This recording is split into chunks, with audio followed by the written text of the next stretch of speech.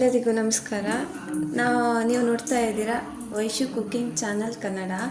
ಇವತ್ತು ಹೇಗೆ ಬಟಾಣಿ ಕಾಳು ಮತ್ತು ಕಡಲೆಕಾಳು ಹಾಕ್ಬಿಟ್ಟು ಸಾಂಬಾರಿಗೆ ಮಾಡ್ತೀರಾ ಅಂತ ಹೇಳಿ ತೋರಿಸ್ಕೊಡ್ತೇನೆ. ನೋಡಿ ಫ್ರೆಂಡ್ಸ್, ಇವಾಗ ಬಟಾಣಿ ಕಾಳು ಮತ್ತು ಕಡಲೆಕಾಳು ರಾತ್ರಿ ನೆನೆ ಹಾಕಿಟ್ಟಿರೋದು.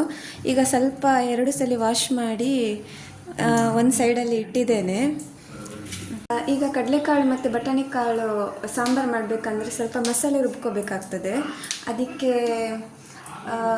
ಸ್ವಲ್ಪ ಒಂದು 7-8 ಆಗುವಷ್ಟು ಬೆಳ್ಳುಳ್ಳಿ, ಒಂದು ಅರ್ಧ ಈರುಳ್ಳಿ ಮತ್ತು 2 ಟೊಮ್ಯಾಟೊ ಹಣ್ಣು ಮತ್ತು ಒಂದು ಸ್ವಲ್ಪ ಅರ್ಧ ಕಾಯಿ ಆಗುವಷ್ಟು ಕಾಯಿ ತೊಗೊಂಡಿದ್ದೇನೆ.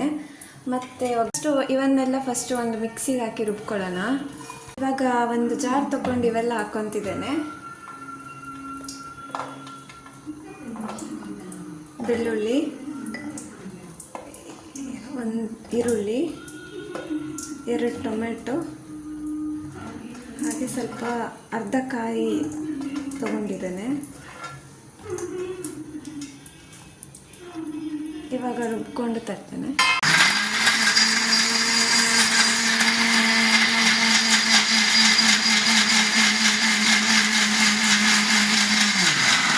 ಸ್ವಲ್ಪ ರುಬ್ಕೊಂಡಿರೋ ಜಾರಿಗೆ ಸ್ವಲ್ಪ ಮನೇಲಿ ಮಾಡಿರೋ ಸಾಂಬಾರು ಪೌಡರ್ ತೊಗೊತಿದ್ದೇನೆ ಮತ್ತು ಖಾರ ಪೌಡರ್ ತೊಗೊತಿದ್ದೇನೆ. 1.25 ಸ್ಪೂನ್ ತೊಗೊತಿದ್ದೇನೆ.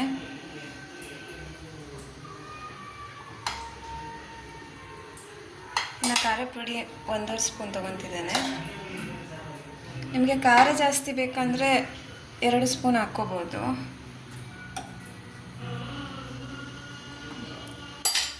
ಇವಾಗ ಮತ್ತೆ ಮಿಕ್ಸಿಗೆ ಹಾಕ್ಕೊಳ್ಳೋಣ. ಸಣ್ಣದಾಗಿ ಈ ಥರ ರುಬ್ಕೋಬೇಕು. ಮತ್ತು ಇದನ್ನು ಒಂದು ಸೈಡಲ್ಲಿ ಇಟ್ಕೊಳ್ಳುವ. ಒಗ್ಗರಣೆಗೆ ರೆಡಿ ಮಾಡ್ಕೊಳ್ಳುವ. ಒಗ್ಗರಣೆಗೆ ಏನು ಬೇಕಂತ ರೆಡಿ ಮಾಡ್ಕೊಳ್ಳುವ. ಫಸ್ಟ್ ನಾನು ಸ್ಲೈಸಾಗಿ ಒಂದು ಸಣ್ಣದಾದ ಈರುಳ್ಳಿಯನ್ನು ಕಟ್ ಮಾಡಿ ಇಟ್ಕೊಂಡಿದ್ದೇನೆ ಮತ್ತು ಕರಿಬೇವು ಇಟ್ಕೊಂಡಿದ್ದೇನೆ. ಇನ್ನು ಸಾಸಿವೆ ಕಾಳು ಒಂದು ಇಟ್ಕೊಂಡಿದ್ದೇನೆ. ಇವಾಗ ಸ್ಟವ್ ಹಚ್ಚೋಣ. ಇವಾಗ ಕುಕ್ಕರ್ ಇಟ್ಕೊತಿದ್ದೀನಿ. 2 ಲೀಟ್ರ್ ಕುಕ್ಕರ್ ಇಟ್ಕೊಂಡಿದ್ದೀನಿ. ಅದಕ್ಕೆ ಕುಕ್ಕರ್ ಸ್ವಲ್ಪ ಕಾದ ಮೇಲೆ ಸ್ವಲ್ಪ ಎಣ್ಣೆ ಹಾಕೊಳ್ಳುವ.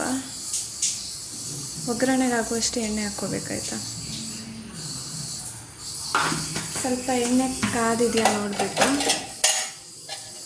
ಸ್ವಲ್ಪ ಎಣ್ಣೆ ಕಾದಿದ ಮೇಲೆ ಸ್ವಲ್ಪ ಸಾಸಿವೆ ಹಾಕ್ಕೋಬೇಕು.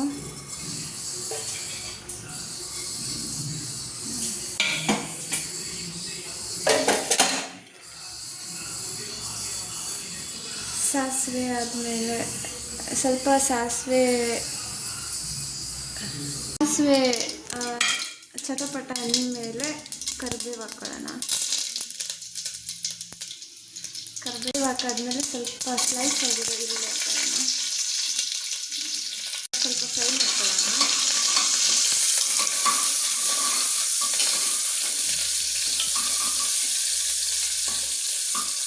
ಇದು ಸ್ವಲ್ಪ ಲೈಟ್ ಫ್ರೈ ಆದಮೇಲೆ ಚೂರು ಲೈಟ್ ಫ್ರೈ ಮಾಡ್ಕೊಳ್ಳೋಣ. ನೆನೆ ಹಾಕಿರೋ ತೊಳೆದಿಟ್ಟಿರೋ ಕಾಳು ತೊಗೊತಾ ಇದ್ದೀನಿ. ಅದಕ್ಕೆ ಹಾಕಿ ಕೊಡೋಣ.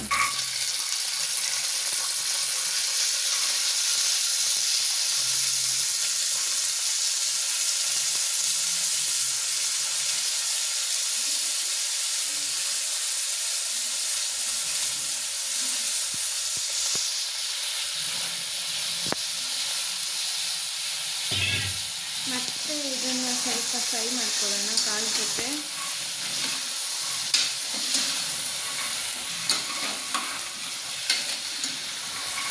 ಇದು ಸ್ವಲ್ಪ ಲೈಟ್ ಫ್ರೈ ಆಗಿದೆ.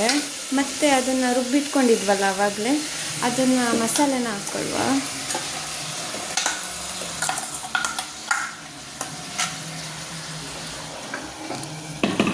ಇದನ್ನು ಸ್ವಲ್ಪ ಫ್ರೈ ಮಾಡಿಕೊಳ್ಳುವ.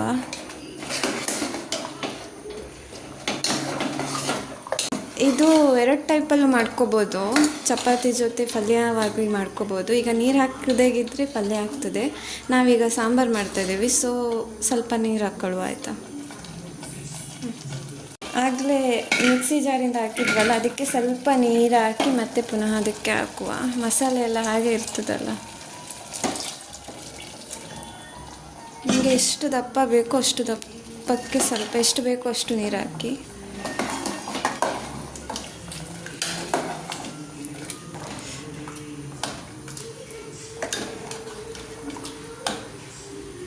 ನಮಗೆ ಎಷ್ಟು ಬೇಕೋ ಅಷ್ಟು ದಪ್ಪ ಮಾಡ್ಕೊಂಡಿದ್ದೇನೆ.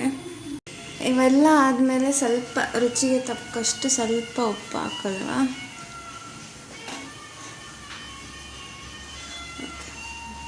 ಆಮೇಲೆ ಕುಕ್ಕರ್ ಮುಚ್ಚಿ 2 ವಿಜಿಲ್ ಓಡಿಸುವ.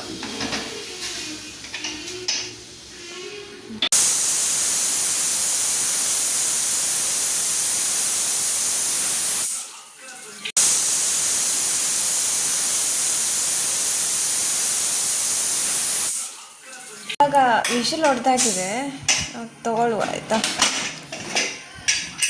ಸಾಂಬಾರು ರೆಡಿ ಆಗಿದೆ.